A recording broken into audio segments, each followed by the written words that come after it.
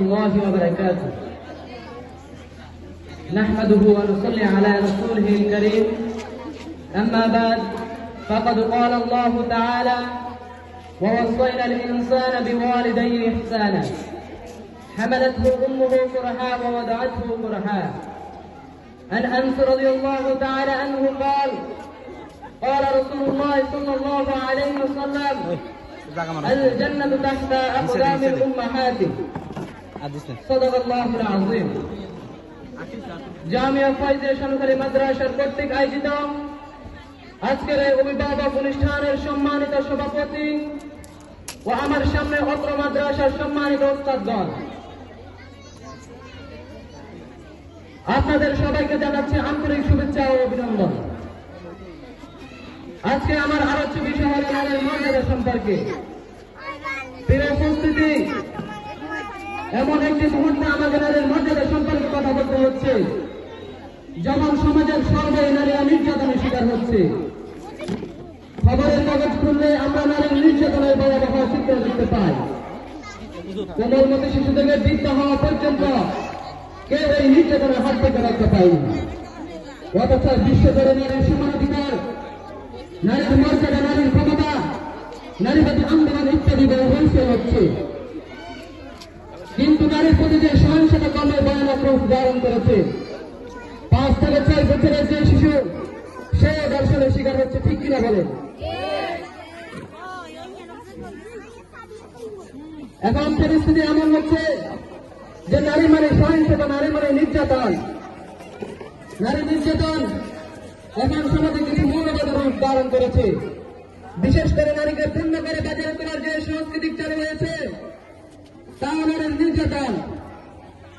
নারীকে পূর্ণ করে বাজার করার যে সংস্কৃতি চালু হয়েছে তাও নারীর নির্যাতন, নারী ধর্ষণ, এসব নিক্ষেপ করে নারীকে পণ্যের বিজ্ঞাপনের সাথে আকর্ষণের ভঙ্গিতে ব্যবহার করা হচ্ছে, ঠিক কিনা বলে? আজ নারীদেরকে মোবাইল দেওয়া হয়। এমন পরিস্থিতিতে বর্তমান বিশ্বের নারীর মর্যাদাকে সামনে রেখে অন্যান্য ধর্মীরা ইসলাম থেকে বেড়ায়। নারীর অধিকার ও মর্যাদা নিয়ে ইসলাম আপনাদের সামনে সংক্ষিপ্তভাবে কিছু কথা তুলে ধরেছে। এই পরিস্থিতি বর্বরতার যুগে নারীদের অবস্থা ছিল অত্যন্ত অপমানজনক। সেই যুগের নারী ছিল গৃহিণী জীব, শিশুকালে কন্যা সন্তানকে জীবন্ত কবর দেওয়া হতো। নারী ছিল উন্মুক্ত ফুলের মতো, যে কেউ বেড়ান নিতে আসতে তাদের কাছে পরে যৌবনের জিনিস খতম হয়ে গেলে তাদেরকে রাস্তার করে ফেলে দেওয়া হতো, আবর্জনা ডাস্টবিনে ফেলে দেওয়া হতো, ঠিক কিনা বলেন? প্রিয় সংস্কৃতি, আপনারা ইতিহাসের বই খুলে দেখুন, হিন্দু, খ্রিস্টান, বৌদ্ধ, ইহুদি, ইসলাম নারীদের অবস্থার দিকে তাদের আমরা দেখি।